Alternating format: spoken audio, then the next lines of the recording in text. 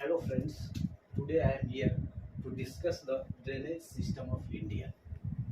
The drainage system of India broadly classified into two types. Drainage system of India. One is Himalayan river and another is peninsular.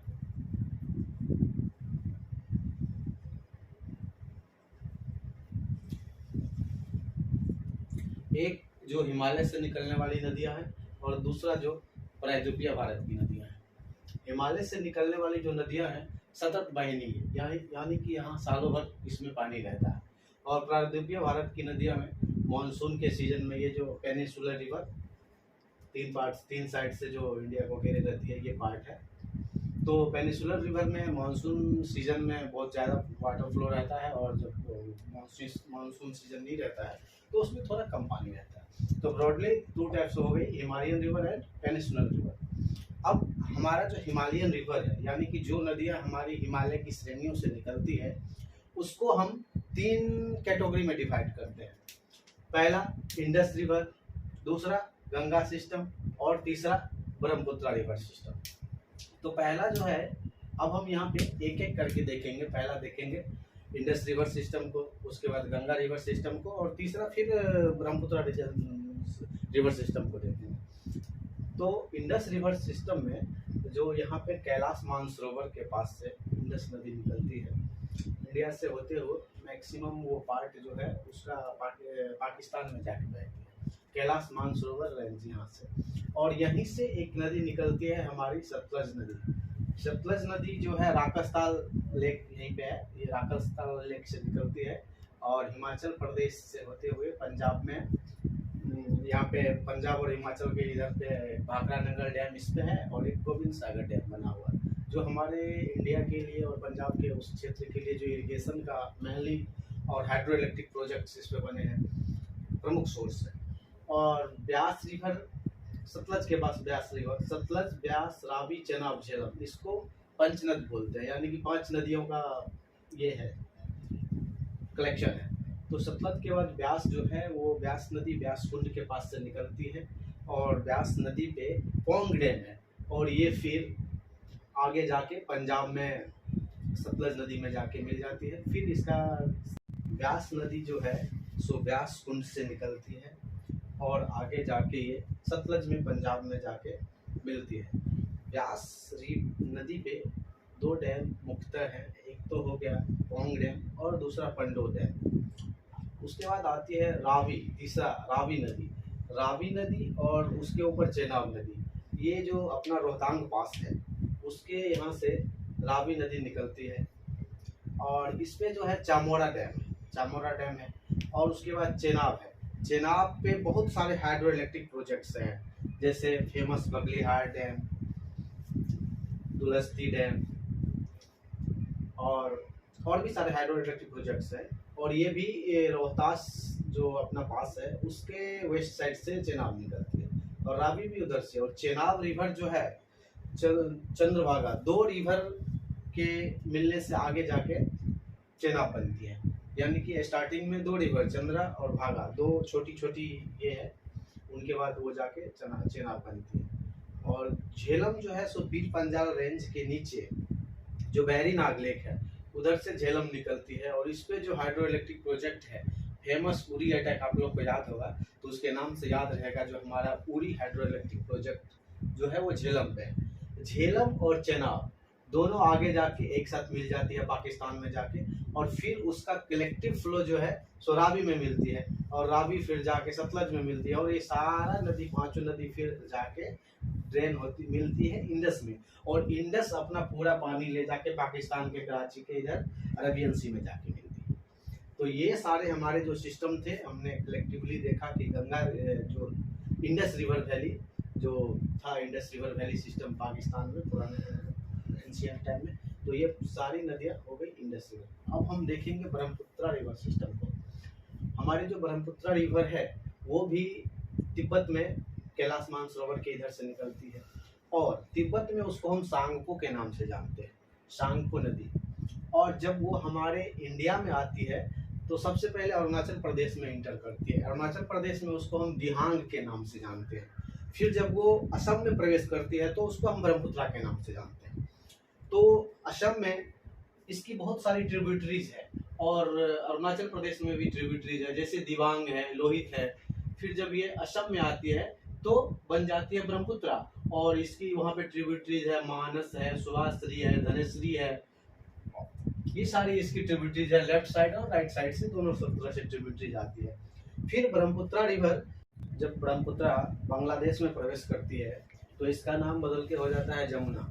और जब Ganga river system पे अभी हम लोग आए नहीं है, बट हमारी गंगा जब बांग्लादेश में, ये बांग्लादेश का रीजन है, वहाँ जब प्रवेश करती है तो इसका नाम पद्मा हो जाता है। फिर बांग्लादेश में जमुना और पद्मा यानी कि ब्रह्मपुत्रा और गंगा मिलके एक साथ जब मिलती है तो उसके आगे उसका नाम मेघना पड़ जाता है, और यहाँ पे डेल्टा का निर्माण करती है सम्मिलित धारा गंगा और ब्रह्मपुत्रा की, यानी कि पद्मा और जमुना की। और सुंदरबन का delta famous, world famous delta है वेस्ट बंगाल का, ये रीजन का, इधर डेल्टा का निर्माण करके बे ऑफ बंगाल में ये सारा पानी को ड्रेन कर जाती है। तो ये था हमारा ब्रह्मपुत्रा रिवर सिस्टम। अब हम आएंगे गंगा रिवर सिस्टम पे। चूंकि मैप में गंगा दिखाया हुआ है कि गंगा गंगोत्री से निकलती है, हम लोग सभी जानते हैं गंगा उत्तराखंड में गंगोत्री से निकलती है, और भागीरथी और अलकनंदा की सामूहिक धारा जब देवप्रयाग में आती है तो उसके बाद जमीन पे उतरती है तो ये गंगा बनती है। फिर गंगा में प्रयाग में आके ये यमुनोत्री से यमुना मिलती है यहाँ पे प्रयाग में आके। तो हम लोग सिर्फ गंगा को भी लेके आगे चल रहे हैं। गंगा की बहुत सारी ट्रिब्यूटरीज है, सहायक नदियाँ हैं, यमुना भी उसमें आके मिलती है। फिर यमुना की सहायक नदियाँ बहुत सारी है।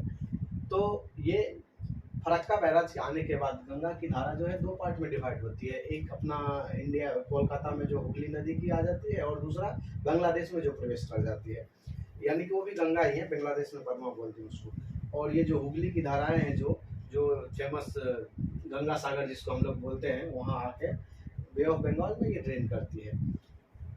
और इसकी वहाँ पे एक दामोदर भी है, दामोदर रिवर, जिसको पहले जमाने में बंगाल का शोक बोला जाता था। अभी उस पर क्या है कि DVC दामोदर वैली कॉर्पोरेशन एक प्रोजेक्ट बनाया गया है, और उसके कारण जो है सो अभी उसके पानी को कंट्रोल कर लिया गया है। और दामोदर की जो सहायक नदियां हैं, वहाँ एक बराकर है, वो झारखंड से, और वो जाके दामोदर में मिलती है, और दामोदर लास्टली जाके हुगली में मिलती है, हुगली इधर ड्रेन हो जाती है। तो गंगा रिवर सिस्टम में हम उसकी ट्रिब्यूटरीज को किसी और वीडियोस में देखेंगे, क्योंकि उसकी यूपी और बिहार में बहुत सारी ट्रिब्यूटरीज है। जब हम बिहार की नदियां पढ़ेंगे तो उसमें हम गंगा रिवर सिस्टम को और इन फोकस करेंगे। और यमुना की ट्रिब्यूटरीज इधर चंबल है, केन है, बेतवा है, वो सब भी हम देखेंगे यमुना वाले। फिर हम यहाँ आते हैं पेनिसुलर रिवर में, प्रायद्वीपीय भारत की नदियाँ। जो ये नीचे की नदियाँ हैं वो है प्रायद्वीपीय भारत की नदियाँ, यानी विंध्याचल पर्वत दो पार्ट में इसको डिवाइड करती है। तो नर्मदा और तापी, जो ये है हमारा इंडिया को, पेनिसुलर रिवर में हमारा एक अमरकंटक प्लेटू है। अमरकंटक प्लेटू से नर्मदा नदी निकलती है। नर्मदा और तापी जो है मध्य प्रदेश के बैतूल डिस्ट्रिक्ट से निकलती है। नर्मदा और तापी जो है सो अरबियन सी में पश्चिम की ओर बहने वाली नदियां हैं, बड़ी नदियों में पश्चिम की ओर बहने वाली नदियां हैं। अमरकंटक प्लेटू से एक हमारी और नदी सोन नदी निकलती है, जो कि बिहार के पटना के पास जाके गंगा में मिलती है। और दूसरी नदी है महानदी नदी, जिसपे फेमस हीराकुंड बांध है। हीराकुंड बांध महानदी निकल के यहाँ पे ये भी डेल्टा का निर्माण करती है, उड़ीसा में जाके ये गंगा बे ऑफ बंगाल में मिलती है। और वहाँ से एक नदी निकलती है बाणगंगा। बाणगंगा भी गोदावरी की सहायक नदियाँ हैं। तो ये अमरकंटक प्लेटू से हमारी चार बड़ी बड़ी नदियाँ निकली, जो कि हमारा काफ़ी इम्पोर्टेंट रीजन हो जाता है ये। और तापी, नर्मदा पे हमारा जबलपुर में जो है धुआंधार फॉल है, और उस पर एक डैम है इंदिरा सागर डैम, और फेमस सरदार सरोवर डैम, इसको लेके बहुत सारा विवाद चला था। गुजरात में सरदार सरोवर डैम नर्मदा नदी पे है। मेघा पाटेकर की जो नर्मदा बचाओ आंदोलन था, इसी सरदार सरोवर डैम को लेके था। तापी रिवर पे एक उकाई डैम है, फेमस उकाई डैम, और ये दोनों नदियाँ डेल्टा का निर्माण नहीं करती है, एस्चुरी बनाती है। और ये दोनों नदियाँ पश्चिम की ओर बहने वाली नदियाँ हैं और अरबियन सी में आके मिलती है। उसके बाद हमारी प्रायद्वीपीय भारत की एक नदियों में आती है गोदावरी नदी, जो कि महाराष्ट्र के नासिक डिस्ट्रिक्ट में त्र्यंबकेश्वर से निकलती है। ये भी बे ऑफ बंगाल में जाके बहती है। महाराष्ट्र में इस पे जो डैम, बहुत सारे डैम्स हैं, एक पैथन डैम है और आगे जाके आंध्रा में एक श्री राम सागर डैम है। गोदावरी की भी बहुत सारी ट्रिब्यूटरीज है, ट्रिब्यूटरीज को अभी हम नहीं ले रहे हैं। फिर महाबालेश्वर के पास कृष्णा नदी है। गोदावरी को दक्षिण की गंगा भी बोलते हैं। कृष्णा नदी महाबालेश्वर से निकलती है। यहाँ पे इसकी बहुत सारी ट्रिब्यूटरीज है, जैसे कि Koyna river, Bhima river, Tungabhadra river, lots of tributaries आ रही है। बट महाराष्ट्र में जो इस पे डैम है, डोम डैम है, उसके बाद इसका मैक्सिमम पोर्शन बढ़ता है कर्नाटका जिला में। तो फेमस अलमाटी डैम जो है सो कृष्णा रिवर पे है कर्नाटका में। उसके बाद ये जब तेलंगाना में जाती है तो इसके ऊपर एक डैम है नागा अर्जुन सागर डैम, और फिर आंध्रा में श्री सैलम डैम।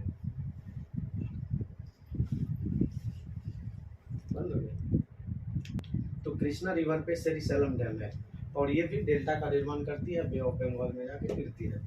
अब हमारा कावेरी नदी, प्रायद्वीपीय भारत की ये भी काफी बड़ी नदी है कावेरी नदी।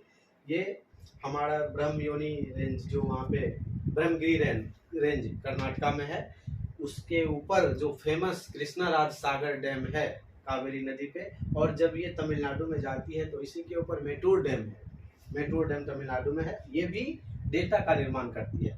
यहाँ भी डेल्टा कावेरी, कृष्णा, गोदावरी, महानदी, सुंदरबन का डेल्टा, और फिर ये बे ऑफ बंगाल में जाके ड्रेन करती है।